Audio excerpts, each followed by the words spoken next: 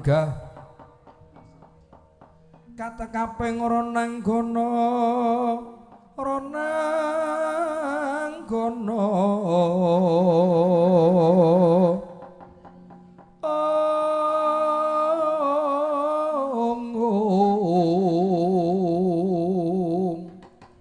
makutha majuru jungkung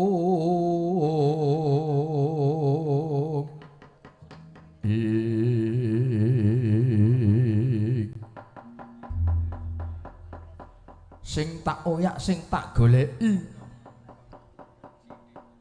lah kok malah sing jedul dudu sing tak karepke sapa iki kowe takon marang aku sekabate Syekh Subagir saka tanah Turki iya aranku Sarkil kowe Sarkil dasar kepara nyata kowe sapa aku Gawadya Bala saka ing alas kene ingkang mapan ing Gunung Tidar kadange Jim Sambegana aranku Barabi kowe Barabi iya ana ngendi dununge Syekh Subagir ora patut banget ora sakokan gunem sing tanpa guna niat apik kok ditampik mung arep nyebarke agama suci rungokno sadurunge ngulama saka tanah Turki tumeka ning papan kene sing padha manggon ana kukuban Gunung Tidar iki ana sajroning katentreman kabeh do guyub rukun menungsa tresnani karo kewan menungsa tresnani karo kutu-kutu Walangataga ora mung serawung menungsa karo menungsa ning menungsa karo kajiman menungsa karo Gandharwa ora ana sing padha wada winada cacat cinacap lah kok kowe wong liyan brayan kok kowe panas ten yen ngono atine ana wulune wis sing baku yen kepengin slamet prayogane kowe aja melu-melu piye iki papan dunungku sing nguasani kadangku dhewe Jim Sambegana aku bakal rewang prihatin yen kowe ora trima mungsuhe aku aduta sing balung kuleding kulit wani kowe tanding karo aku sing tak wedekni apamu cedak gue tak tubruk adoh tali jadung dadi bantet maju lakon tak nggo gatheng ndasmu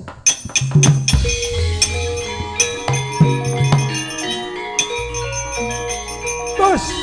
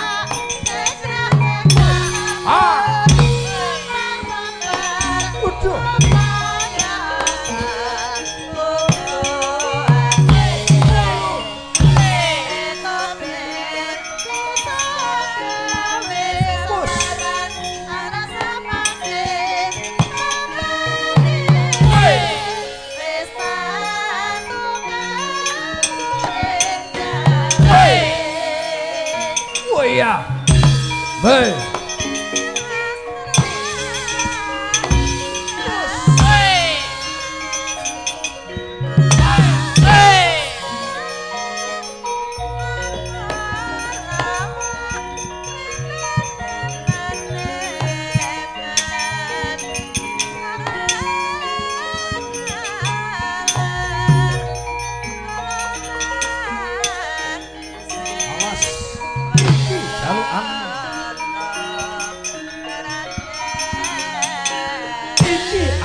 Kamu pilih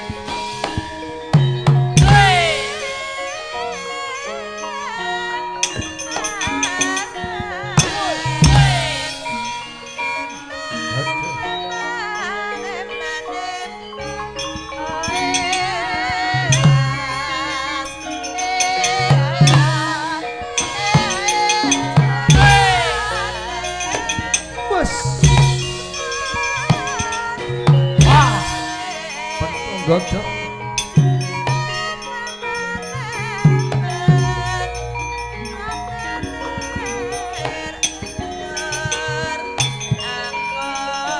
woi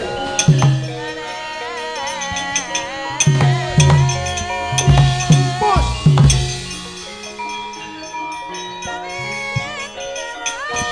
mut masuk ayo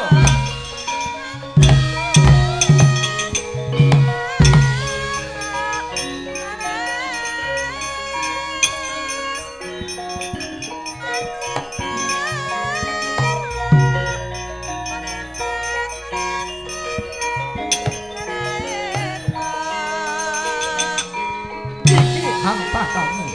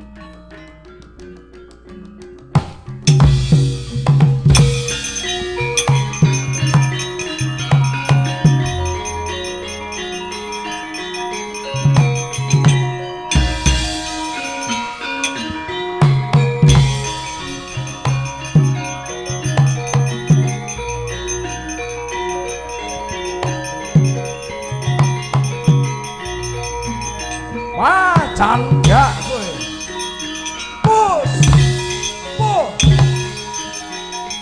wah ye bos bos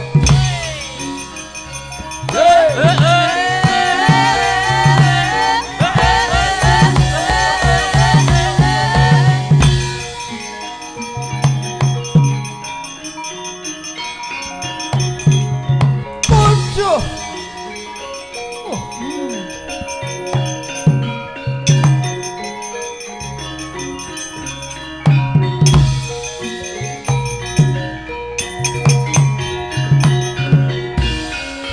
tapang sirengkang walik sandang walikat kodhek mok simbar jojo simbar jojo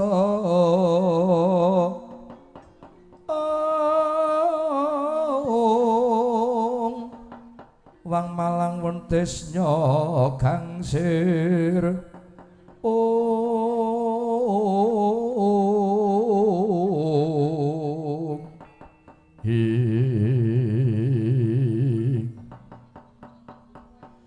wong nempiling kok ora nganggo tali wara mung waton njata sak geleme dhewe ora dadi ngopo sing miwiti ya kowe kadangku Yai Sarkil maju ora nganggo takon tinakon tangan loro njotos sirahe kadangku mula dadi njungkel mundur sing maju aku.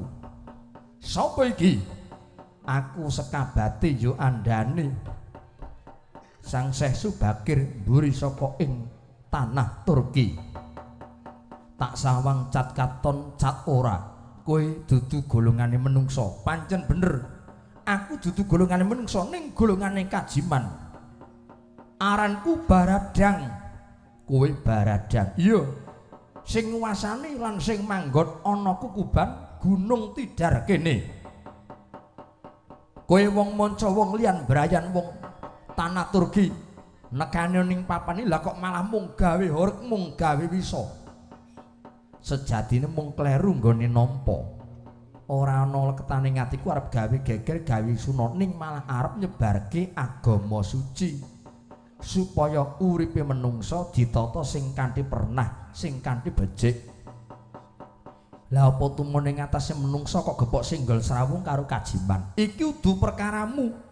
Nadan menungsa gepok singgol karo kajiman. Watone ora ana sing direpotke, menungsa ora. Nyekuthoke karo panembah. Kowe ora wis dadi ngopo? Tumrap kowe, tumrap pernatan agama ora dikeparengake. Wong urip kudu nindakake dawuhing Gusti lan ngedohi kabeh laranganing pangeran. Amal makruf nahi mungkar. Basa apa kuwi? Basa kaya ngono kok digawa tekan kene. Ayo prayogane kowe bali yo. Gelem bali yen wis entuk gawe nyebarke agama suci lan numbali bumi tanah Jawa. Magak dadamu tak sempal-sempal sawurung kowe.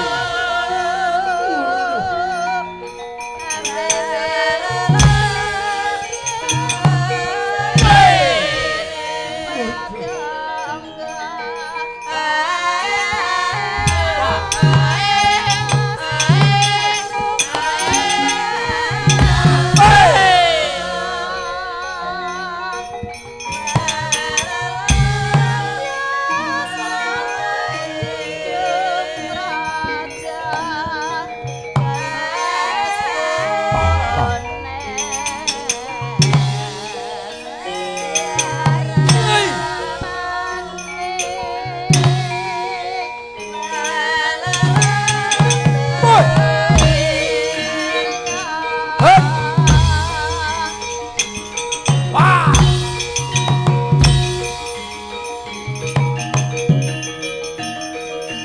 Hei. Wah.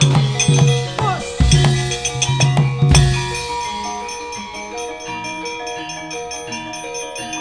As. Edian. Hei. Lah kok ora apa-apa kowe. Pa.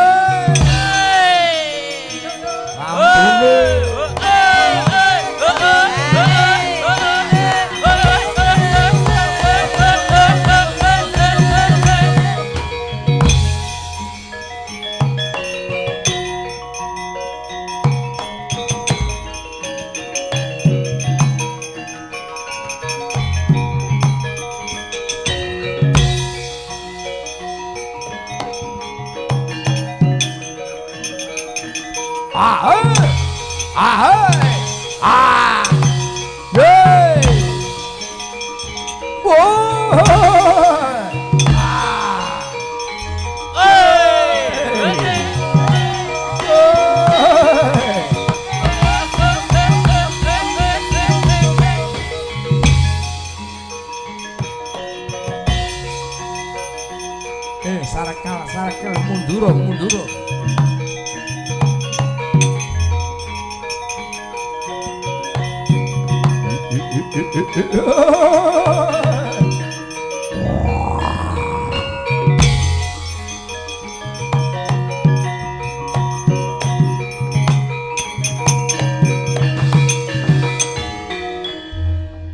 Nyoto pandhit kang wis limpat wedhering ngelmu kang sanyata namun samune samutana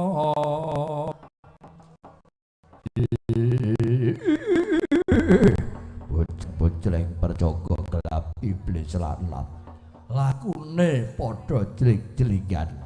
Oh Syekh Subakir wis cetha keterangane tekamoning papan kene kowe mung ngumbar wisa.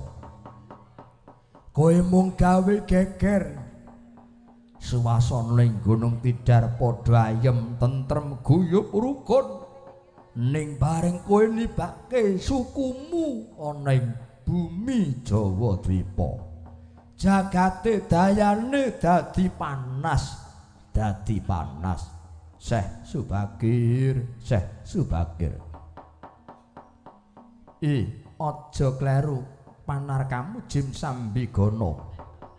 Yen upama kowe wujude kajiman, yen gelem ngrasuk agama suci ya agama Islam, mengkone kowe bisa ngrasake urip ingkang tentrem tur ya langgeng nikmatmu pangat. Sing kandha sapa kuwi mung kandhek ana ing pangucapmu. Nyatane wong sing padha nindakake panembah suci ngibadah manembah ana ngarsaning dat kang marawing dat uripe ya mesti bakal tentrem. Kuwi aku ora percaya arep titah menungso padha nengenke panembah suci ning yen ora nyambut gawe. Yen ora budidaya tangelamun iso gawe tentreming kulawarga. Pangrasaku tentrem lan ora kuwi mapane dudu ning panembah. Ning mapane ana kecukupaning lahir lan batin. Yen lahire batine wis dicukupi, apa gegayuhane bisa kinabulake. Uripe mesti bakal tentrem. Sakarepmu mergo aku lan kowe kuwi wis alame beda. Aku menungso, kowe kajiman. Menungso asale saka lemah, yen kajiman kowe asale saka geni, mula ora mukal. Yen watak wantune kajiman Brahala Gandharwa kuwi ngumbar marang kamurkan. Laire kowe cedhak karo Kiai Semar Badranaya, kowe ngalembana pamriye supaya ilang prayitnane Kiai Semar. Sakwise mangkono tok jlomprongke ana juranging kasengsaran. Kuwi watake setan, watake iblis. Ngawu gawar ngawur saya suwe ucapmu ora ngepenake kuping, malah natoni hatine Jim Sambigana. Raden Said Gyatumandang lempung bangkang kinarya gati. Jeng Sunan Giri matur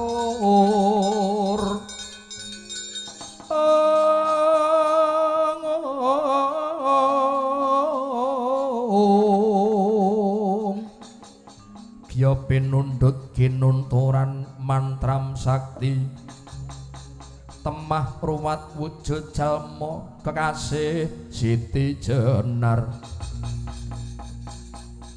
Wong tanah turki wong manca, kowe gelem minggat apa ora saka bumi tanah Jawa Dwipa iki? Yen aku durung entuk gawe nggonku nyebarke agama suci, lan yen durung kasembadan nggonku numbali bumi tanah Jawa, aku ora bakal oncat saka papan kene Jim Sambigana. Kowe ngumbar wuwus, ucapmu kaya bisa ndilat wis yabang.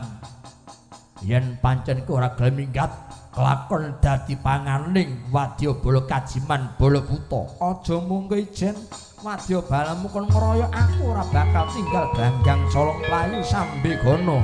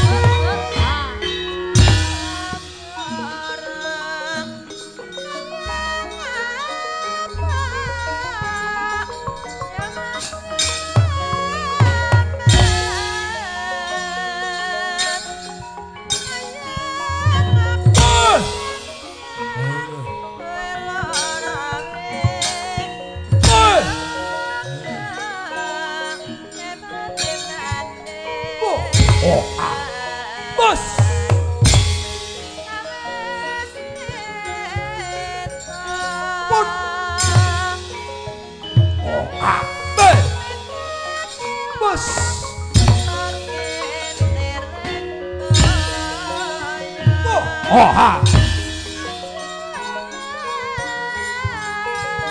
Oh ha. Hey. Oh ha. Boy.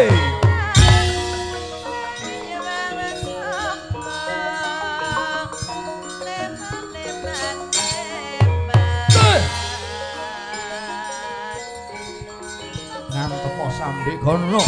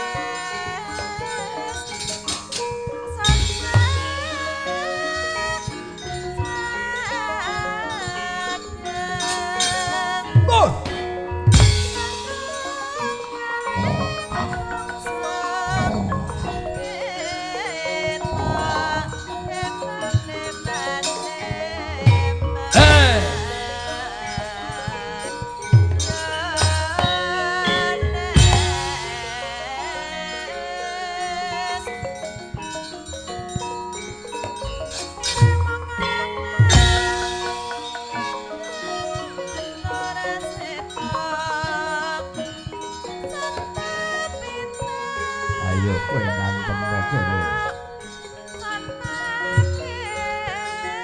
Milio Subakir.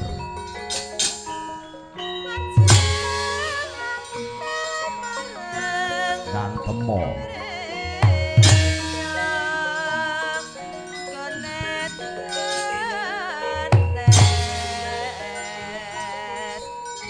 Meng kaya dijiwet sinden.